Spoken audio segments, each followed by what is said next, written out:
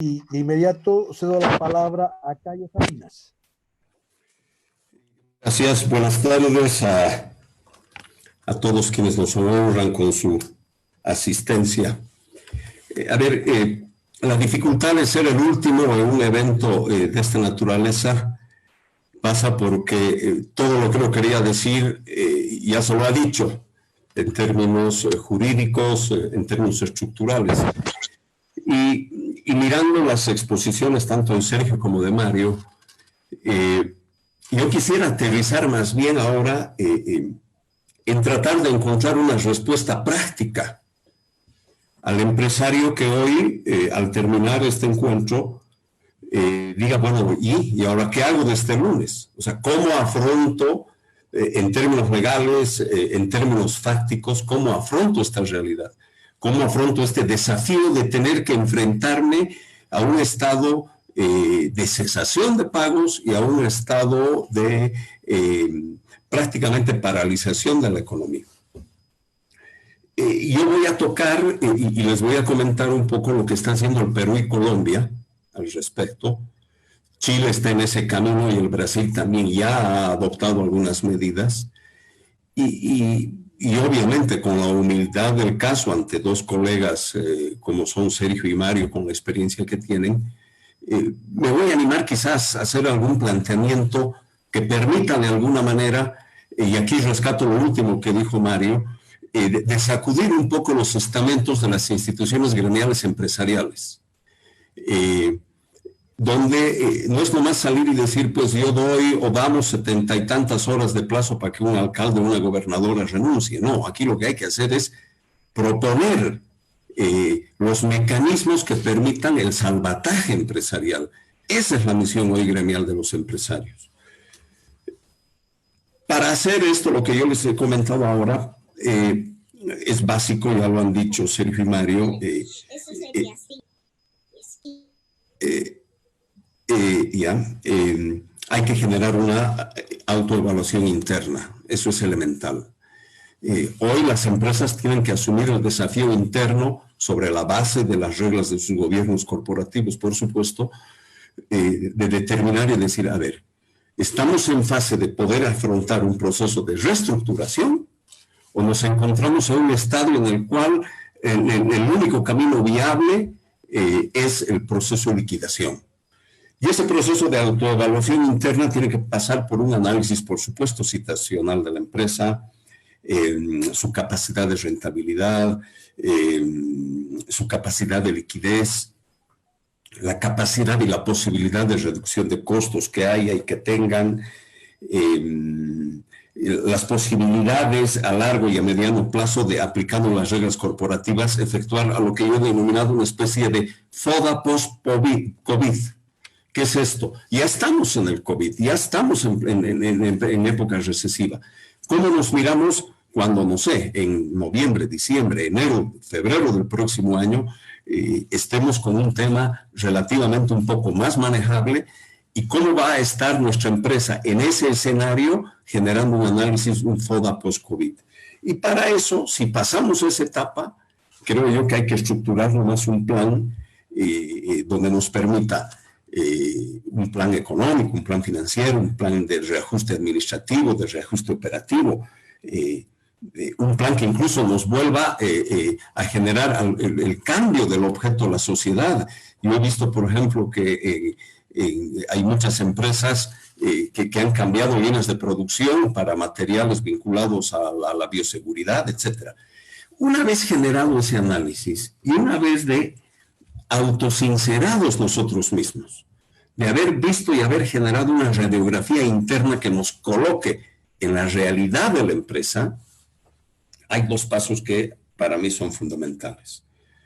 Un pacto social empleador-trabajador, donde se tenga la capacidad de llevar al trabajador y colocarlo del lado del empresario para asumir el desafío conjunto de asumir un proceso de reestructuración, generando los convenios que deban celebrarse, y un pacto empresarial Estado-empresa, donde si bien el Estado no puede hacer quitas, el Estado puede generar condiciones que permitan oxígeno en el pago de las obligaciones. Efectuado ese análisis y sincerada nuestra posición empresarial, lo ha dicho el doctor Pantoja, Sergio, el único mecanismo viable que tenemos legalmente es el concurso preventivo. Pero el concurso preventivo, puesto como está en el artículo 1487 del Código de Comercio, es un procedimiento absolutamente pesado, es un procedimiento muy duro, muy largo, que es inviable en términos de practicidad. Y en un momento tocaré lo que han hecho Perú y Colombia al respecto. Yo creo que lo que nosotros tenemos que buscar y los gremios empresariales tienen que plantear hoy es un procedimiento expeditivo que reglamente el concurso preventivo a efecto de que el artículo 1503 del Código de Comercio, donde está el rosario de las posibilidades que pueden plantearse ante la certeza de poder celebrar un acuerdo preventivo con acreedores, pueda ser reglamentado. De tal suerte que en el lapso máximo de entre 45 a 90 días se puedan celebrar acuerdos preventivos con juntas de acreedores manejadas a través de la entidad fiscalizadora de empresas.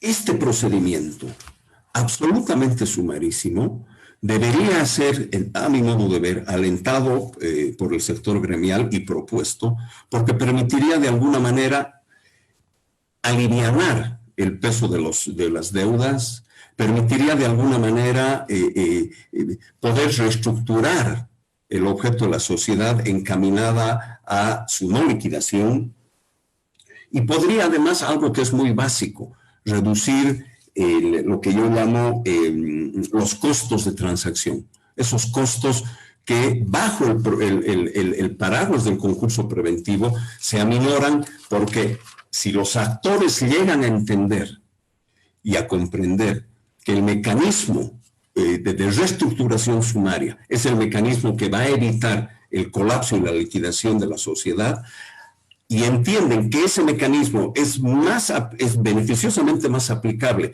que optar por procesos judiciales, por demandas, o incluso por una demanda de quiebra que pueda un acreedor formular, y entender que ese camino generaría más costos, muchos años, y obviamente acarrearía la liquidación de la sociedad. Entonces podemos y pueden las empresas, utilizando este brazo importante que podría generar esta reglamentación, podrían utilizar un mecanismo de salvataje mucho más expedito y mucho más rápido. Y quiero decirles que lo está haciendo Colombia y lo está haciendo el Perú. Yo he mirado ayer un poco la legislación peruana, y los peruanos en el anterior mes han creado lo que han denominado, en el marco ellos tienen una ley del sistema concursal, un régimen del sistema concursal. Tienen un régimen concursal ordinario y preventivo. En el marco de ese régimen concursal preventivo, han creado ellos una figura que se llama procedimiento acelerado de refinanciación concursal, que tiene por objeto que una junta de acreedores apruebe lo que han llamado un plan de refinanciación empresarial. ¿Qué busca? Reprogramar el pago de obligaciones, evitar la insolvencia, proteger las fuentes de empleo y garantizar la continuidad de la cadena de pagos en la economía. A ello han establecido incluso la posibilidad de efectuar quitas de la venta de los famosos activos no productivos, incluso la constitución de fideicomisos que sirvan para la garantía de pago de créditos. Y este procedimiento, a efecto de hacerlo absolutamente sumario, lo han establecido incluso en el marco de la petición y del manejo, incluso hasta de forma digital. Y nosotros adoptamos un mecanismo, revisando la norma, mirando el artículo 1514, por ejemplo, del Código de Comercio, que es un artículo muy duro que ha sido modificado por la ley 685, que dejó sin efecto y abrogó la ley 2495, que era de reestructuración. Si nosotros miramos ese escenario, miramos que todos esos procesos ejecutivos que continúan cuando hay garantías hipotecarias, cuando hay garantías prendarias, incluso con la introducción que hizo el ex régimen cuando señaló que aún en un concurso preventivo las obligaciones no caben o no se suspenden las obligaciones familiares, laborales, incluso las acreencias públicas o obligaciones emergentes de las empresas con el Estado en materia tributaria y otra. Aún así, habría que buscar que a través de ese procedimiento, y lo ha hecho el Perú, se establezca primero que el empresario siga bajo el control de la empresa y segundo, que no baje su calificación bancaria, por ejemplo. Entonces, un reglamento que permita manejar, actualizar, empoderar y aplicar fácilmente en sede administrativa el procedimiento de concurso preventivo, mirando, por supuesto, todos los óbices que podrían haber en términos del propio Código de Comercio, estudiando a detalle la figura, etcétera, pero con la posibilidad de darle al empresario alguna ventanita, alguna posibilidad y alguna luz en el camino. Creo yo que es un mecanismo que podría, bien trabajado con el concurso de los expertos en la materia, etcétera, aquí están Mario, está el doctor Pantoja, etcétera, bien trabajado, digo, que permita el generar ese mecanismo al que pueda asirse un empresario. Los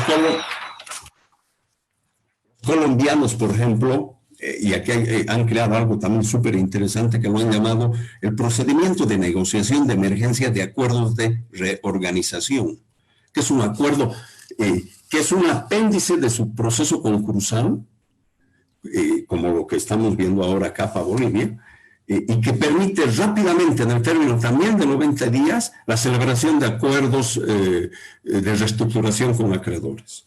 Y han hecho algo más, que también me parece sumamente interesante. Han creado lo que se llama el procedimiento de recuperación empresarial en las cámaras de comercio.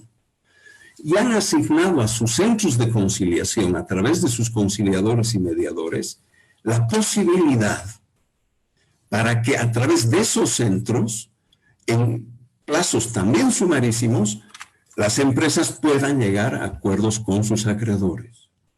Por tanto, creo yo, sobre la base de lo establecido y lo apuntado y bien apuntado por Sergio, lo que ha remarcado Mario, las dificultades del sistema jurídico, las dificultades de una visión de Estado que el anterior gobierno dejó en términos empresariales con precisiones constitucionales que son complejas, pero ni la Constitución actual preveía una pandemia.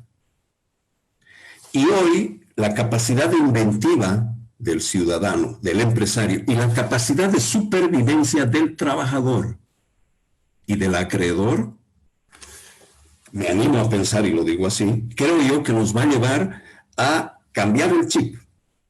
Ya no estamos en los años anteriores donde incluso había el riesgo de las empresas sociales, más allá de que la norma exista, de las empresas sociales, de las expropiaciones o del avasallamiento. ¿Y por qué? Porque la situación en la que las empresas hoy están en este momento hacen que la situación de crisis haga que incluso hasta desde la perspectiva laboral las unidades empresariales sean un riesgo.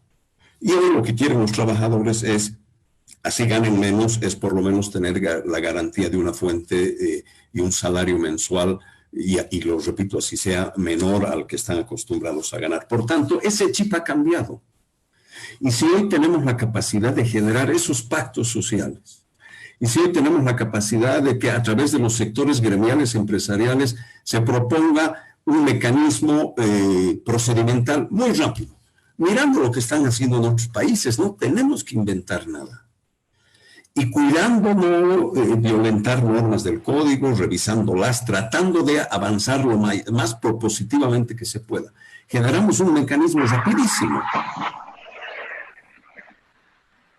Generamos un mecanismo rapidísimo que haga que el empresario tenga dónde ir y dónde tratar por lo menos de evitar la liquidación de la empresa creo yo que por lo menos tenemos el derecho de hacer el esfuerzo, de intentarlo, de ver si es posible hacerlo, porque si dejamos que la actual estructura jurídica, si dejamos que la actual estructura de la visión de Estado que hay en términos dogmáticos desde la Constitución prevalezca ante la realidad del día a día, del amigo hoy empresario que nos oye y que dice, ¿y del lunes ahora qué hago? Si dejamos que esa sensación de incertidumbre y de inseguridad persista, yo creo que cometemos el grave riesgo, y aquí acabo, cometemos el grave riesgo de autoliquidarnos y de no tener la incentiva y la capacidad de poder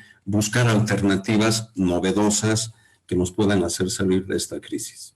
Gracias, estimado Juan Cristóbal.